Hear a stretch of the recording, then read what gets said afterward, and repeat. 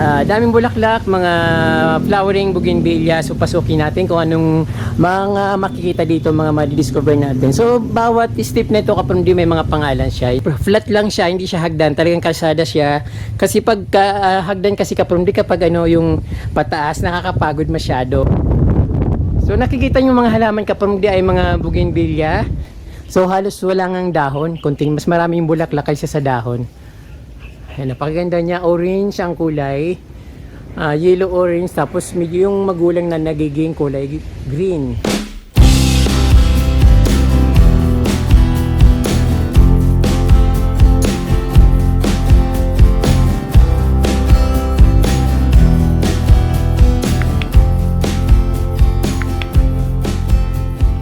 Magandang araw sa inyo mga ka-From D at welcome back sa Certified From D channel. Ngayon pong araw na ito ay nandito po ako sa Regina Rica dito sa Tanay Rizal or Antipolo Rizal, kung saan makikita po yung napakalaking rebulto ng Imaheng Maria. So ngayon ka-From D, napakaganda ng garden dito. Siyempre alam niyo naman talagang garden naman talaga yung target ko dito. But gusto ko rin makita yung malaking rebulto ni Mama Mary. So ngayon ipapakita ko muna sa inyo yung magagandang halaman dito, yung mga flowering plants katulad ng bingal clock vine, may white, may purple, saka iba't ibang klaseng halaman. Let's go mga ka-From D, sabay-sabay po tayong mamasyal dito sa Regina Rica compound. Ayan mga ka-From D, nature na nature yung dating dito. So yung mga malalaking bamboo, mga ayan, nagtataas ng mga kawayan. May mga gumagapang na clock vine or bingal clock vine. Nakikita nyo punong-puno ng mga bulaklak. Ayan, tapos yung nandun sa sa taas, napakataas na, mayroon white, mayroon parang purple. So ayun, napakaraming bulaklak. Dito naman sa kabila, dito naman sa baba, andito naman yung mga eugenia plants na nagagandahan ng mga kulay. Ayan, nakikita nyo yun, napakaganda. Ang sarap mamasyal dito ka-From D kasi talagang nature na nature yung dating makikita mo dito. At napakagandang mga kawayan, malakas yung hangin. At talagang very nature.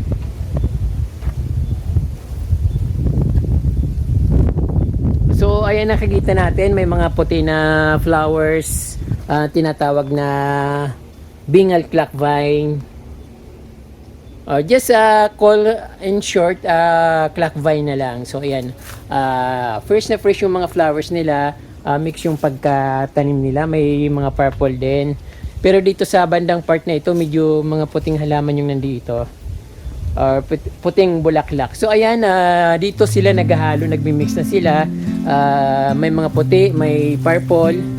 Ay nakita nyo yan. Tapos mayroon naman yung wild plants na namumulaklak. Ayan, wild yan kapag hindi siya yung tinatanim, talagang tumutubo lang siya kahit saan. So ito naman tinatanim talaga itong clock vine. Sometimes may mga may mga bunga, makakakita ka ng bunga niyan, mayroon seeds.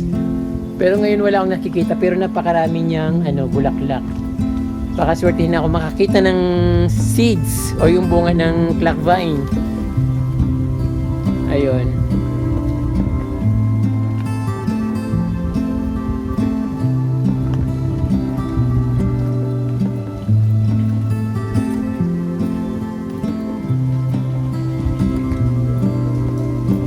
Ay, napakalash ng halaman dito.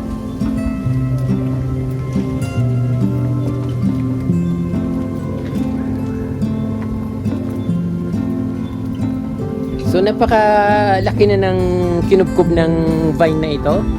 Dito naman nagmi-mix na sila, puti in purple.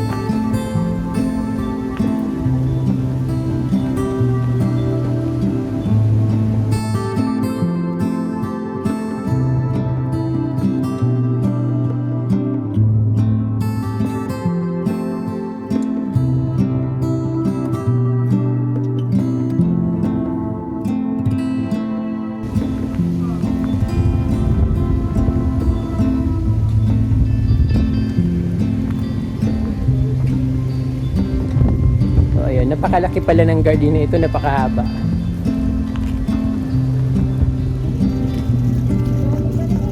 So dito maraming steps, mga napaparaan iba't ibang size ng steps. So hindi ko alam kung kanino mga paa yung mga sinukatan dito. So ay napakaraming steps. May mga pangalan sila, mga family something.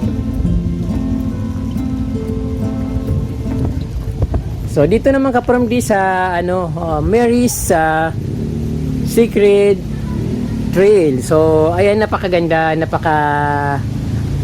daming bulaklak, mga flowering bougainvillea. So pasukin natin kung anong mga makikita dito, mga madidiscover natin. So bawat step na ito ka-from di may mga pangalan siya, yung nakikita natin. So Caroline Caballero, shout out. Maria Sagaral. So ayan, napakarami. Susan Santiago Palabuco. Yun, shout out po sa inyo lahat. Hindi ko na isa-isang bilangin yung basahin yung mga steps na may mga pangalan kasi napakarami. So ayan, kung sino na lang nakita sa video yan, shout out po sa inyo. Marami yung mga visitors dito. At syempre maaliwalas yung dating, malakas yung hangin.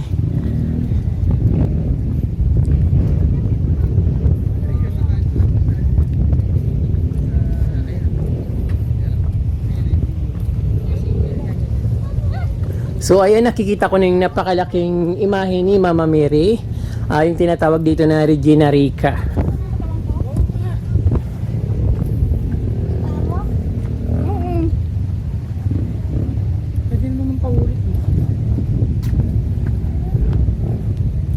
Maraming namamasyal, Muslim, may mga family sila. But hindi ito yung pinakasimbahan.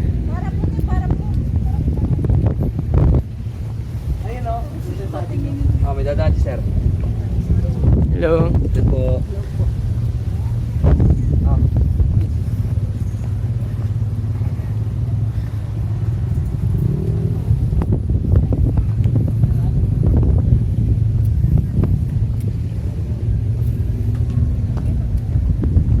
So ayan, dito naman kitang-kita talaga yung napakalaking I Love Mary. So ayan, napakalaki, naka-smile si Mama Mary. Then dito naman napapalamot yan ng orange bougainvillea yung entrance dito sa bandang baba.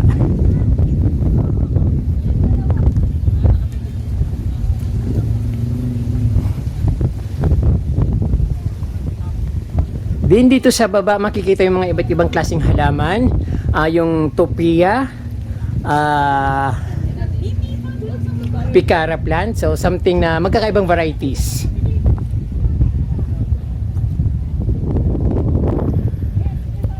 Maraming mga guava or bayabas. So ayun, walang mga bunga, kalamansi. So ang sarap ng hangin dito, ka-from di malamig. Tapos nature, maaliwalas yung dating. So hindi nakakapagod magpasyal dito, wala man lang naramdaman na pagod kasi nga malakas yung hangin. Tapos ang ganda ng daan. Hindi siya yung hagdan na mapapagod kapag akyat kasi flat lang siya, hindi siya hagdan, talagang kalsada siya. Kasi pag hagdan kasi kapag yung pataas, nakakapagod masyado. Unlike dito sa daan na ito, pwedeng dumaan yung may mga disabled, yung nahirapan maglakad. So pwedeng dumaan dito. Kapag may hagdan, mahirap, mas nakakapagod. So ito may yellow bell. Tapos ayan, mahogany trees. So excited ako makarating sa taas. But siyempre gusto ko pinapakita sa inyo yung magagandang halaman, yellow bell. Ay, lalaki ng mga flowers.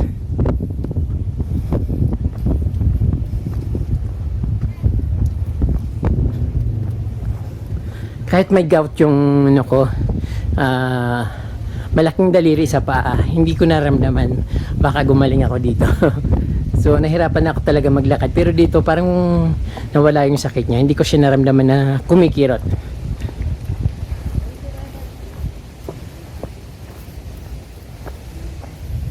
Wow, napakalaki. So ito pala yung Regina Rica na dinadayo dito sa Rizal Province. Napakalaki niya at siyempre magandang tingnan, maliwalas, maraming visitors.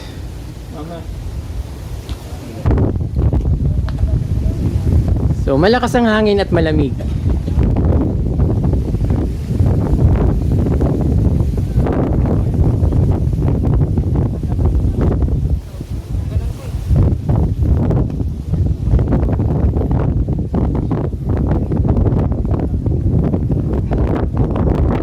Ang sarap ng hangin dito. So malamig parang Baguio. So nakikita nyo mga halaman kapag ay mga bougainvillea, Eugenia plants na orange,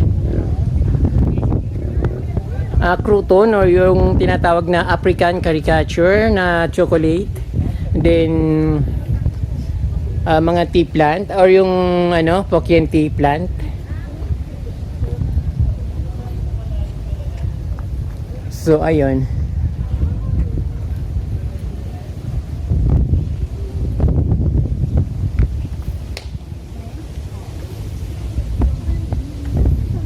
Meron silang maliliit na halaman na parang hindi ko alam kung anong klaseng halaman pero pula ang bulaklak. Ito naman yung topia na kulay green. Mga Eugenia plants. At napakataba na powder puff. Ayun, napakataba nito kapag napakalaking bulaklak ng powder puff.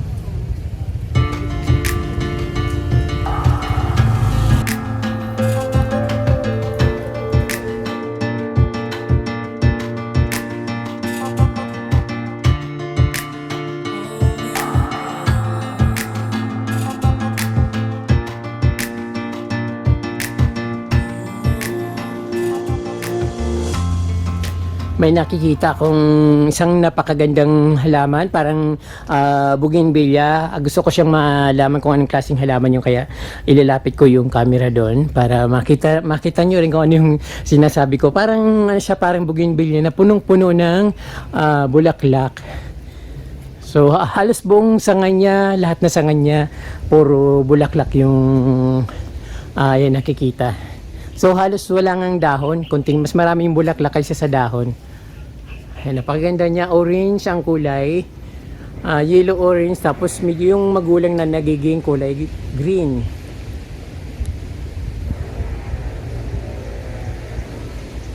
So ayan, para mas malapit. Mayroon din siyang konting tinik. Ayan, ang ganda, no? Wala pong tinik. Superb, kapromdi. Maganda ito sa garden. Pero mas maganda siguro kung nasa sa mainit na lugar kasi ito. So mainit yung niya, natatamaan siya ng araw. Siguro 12 hours itong nainitan simula ng sunrise to sunset, natatamaan siya ng araw. So napakaganda ng kanyang bulaklak. Then dito mga kapromdi, nakikita nyo lock your promise. Ayan, napakadaming mga dito, may mga padlock, tapos siguro hindi ko alam kung saan kukunin yung susi nito, pero napakarami. Siguro pag papapilian ka ng susi, then ihanapin mo dito kung saan yung susi, ay kung saan yung padlock na naka-assign yung susi na napili mo siguro. I think parang ganun. Then sa baba, maraming steps na iba't ibang pangalan. Katulad ng pinakita ko sa inyo sa packet dito, marami rin ganito na may mga kanya-kanyang steps na may pangalan sila. So shout out sa mga pangalan na nakikita dito kung sino man kayo. Ayan.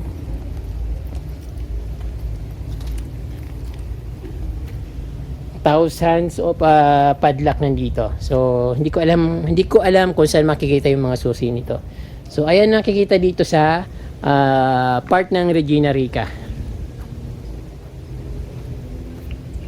Ayan, ito talaga yung kapromdi, yung lakas ng dating niya kasi puro bulaklak siya.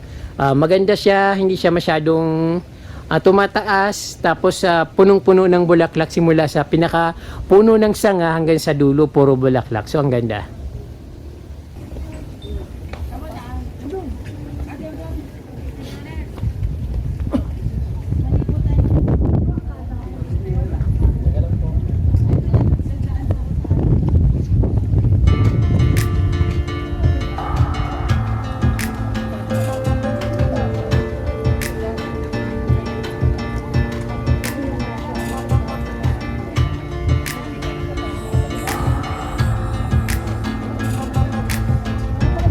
Regina Rosar 2.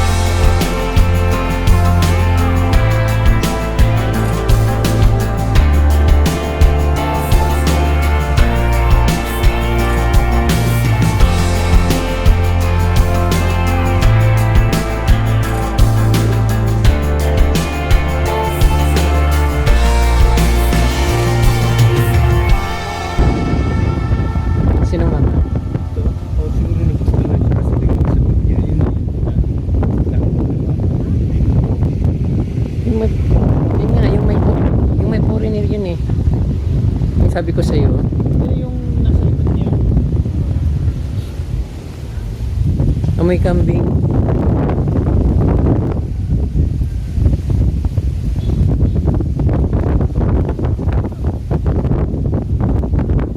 Ang ganda ng ano dito, Dito kaya walang hangin. pwedeng palmera.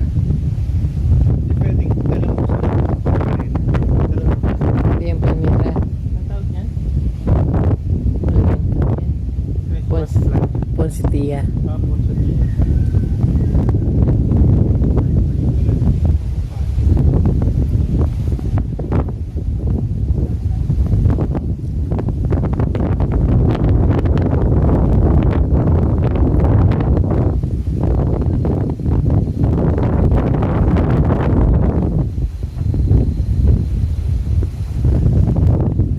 Buti pa itong lantana, maganda ito boss. Pagputol ka nito, lantana. Kaso may amoy siya, maganda yun sa Manila mainit. Gusto niya mainit.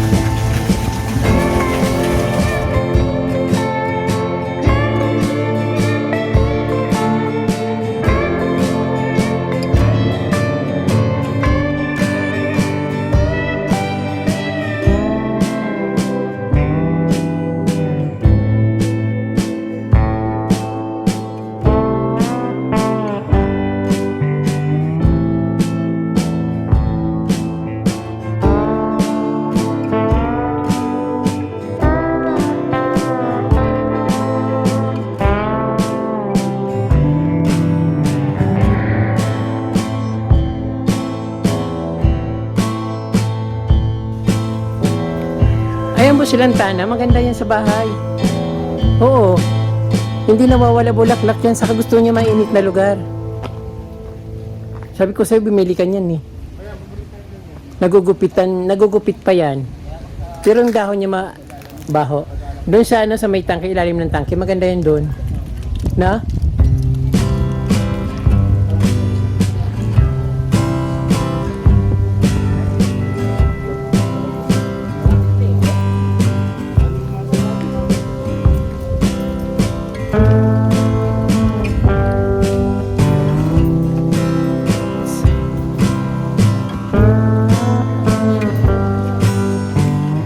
Kung malamig din yata yan. Ay, meron ako niyan. Ano, Siguro dahil yan. hindi ko yata na itanim. Doon sa, Sabay ka. doon sa bahay ng teacher. Kumuha ako.